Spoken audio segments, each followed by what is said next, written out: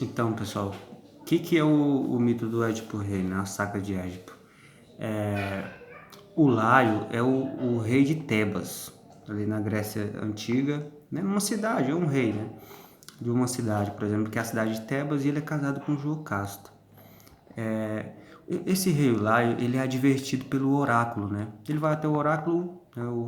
E o oráculo adverte ele, fala para ele não ter filhos, que ele não pode ter filhos. E se ele desobedecer a esse conselho aí, né? E tiver o filho, o seu próprio filho vai matar ele e casar com sua própria mãe, que é a sua esposa, né? Só que o Laio, ele não dá muito ouvido para essa previsão do oráculo, né? E ele tem um filho sim com Jocasta.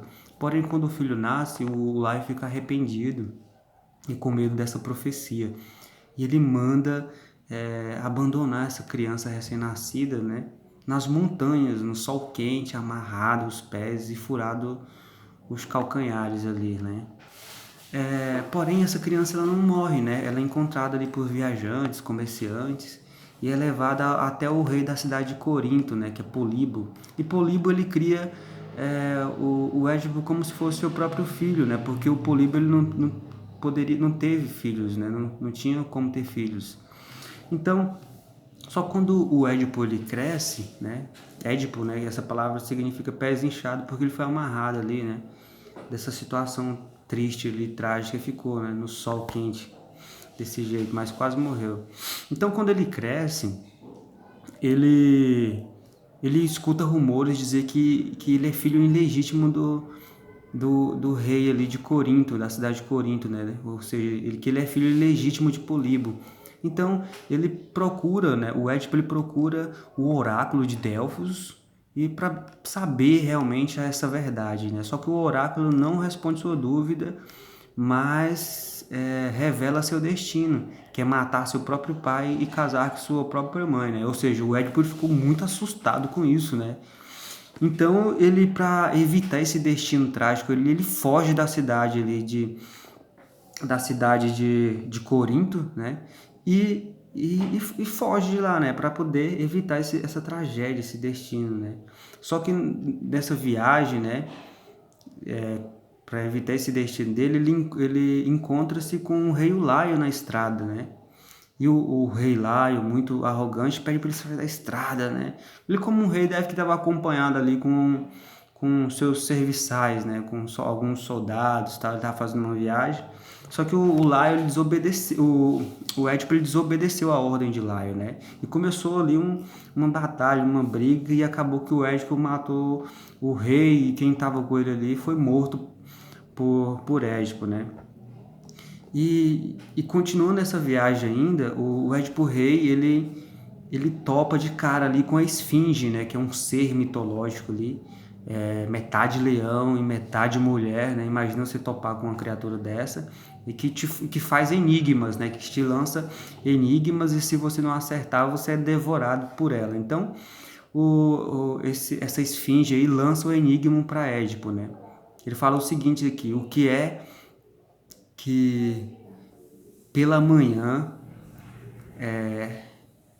anda de quatro pés, ao meio-dia anda de dois, com duas pernas, e a tardezinha, à tarde, né, anda com três pernas, né? Ou seja, meu Deus, isso aqui que é isso, né? Como é que eu respondo? Só que Édipo ele consegue responder esse enigma, né, com muita facilidade. Ninguém conseguia é, responder os enigmas dessa esfinge. Então Édipo responde assim: é o homem é esse bicho aí, esse ser aí que de manhã anda de quatro pernas, a meio-dia anda de duas e à tarde anda de três, né? Ou seja, na parte da manhã, que é a infância, o homem, o ser humano engatia, né? Uma criança. Ao meio-dia, na fase adulta, ele anda sobre suas duas pernas. E à tarde, né, que é a sua velhice, ele anda com duas pernas e com o apoio de uma bengala, que é as três pernas, né? Então a Esfinge ficou muito furiosa e tem algumas versões que falam que o Édipo matou ela e outras falam que ela se matou, né? Porque ficou muito com raiva que ele conseguiu responder o enigma Então o que acontece? Ele continuou a viagem e chegou até a cidade de Tebas, e por ter conseguido aí decifrar o enigma, né, destruir a esfinge, ele foi proclamado rei de Tebas e se casou com Jocasta, né? Tava se casando com sua própria mãe sem saber. Só que logo depois desse casamento aí, veio uma outra peste, né? Atingiu a cidade de Tebas. E o oráculo só falou que essa peste cessaria, né? Acabaria quando o assassino do rei Laio fosse castigado, né? Então o Édipo começou a investigar. Quando a verdade foi revelada, né, ele descobriu que ele matou seu próprio pai. Ele ficou tão contrariado. A Jocasta ficou tão também contrariada com isso aí que ela cometeu suicídio, se enforcou. E o Édipo ele furou os próprios olhos, né? E tem a continuação desse mito, né, que ele teve filhos com a própria mãe. E tem a continuação de outras obras, né, falando sobre a vida dos filhos de Édipo. Então o Édipo ele ficou tão contrariado com esse destino dele que furou seus próprios olhos, né?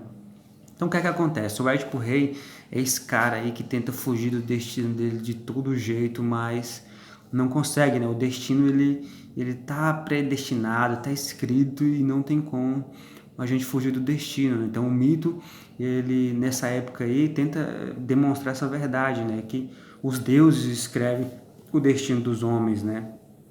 A boa ou a má sorte, né? Ou seja, não tem como a gente fugir do destino.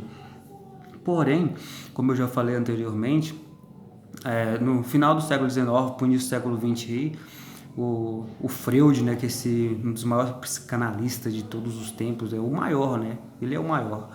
Ele utiliza esse mito para criar sua psicanálise do complexo de Édipo, né? Ou seja, esse mito aí, ele é muito feito para explicar, né, para fazer essa reflexão, ou seja, para fazer a reflexão sobre essas questões da culpa e da responsabilidade, né? São tabus aí, né? Ou seja, existem muitas normas, né? Muitas coisas aí, muitos tabus que não são bem vistos pela sociedade, né? Então, pela nossa comunidade, então eles criam regras para as pessoas evitarem essas situações, né? Ou seja, o mito também, de certa forma, era para fazer essa reflexão sobre a culpa, né? E sobre a responsabilidade disso, né? E também que não tem como a gente fugir do destino. E outro lado interessante aí é que o Freud utilizou, né, desse mito aí para poder desenvolver sua psicanálise do complexo de Édipo, né? Para falar sobre as fases eróticas, né, da criança, né? Ou seja, para ter toda a psicologia ali que é relacionada a essa questão mesmo do gênero, do sexo, tudo. Ele consegue explicar tudo através do complexo de Édipo, né? O Freud, o Freud, o povo fala, né? Desse jeito. Mas é isso aí, espero que vocês tenham gostado aí, né? Do mito, da mitologia, do Édipo Rei. Forte abraço aí, tamo junto, valeu.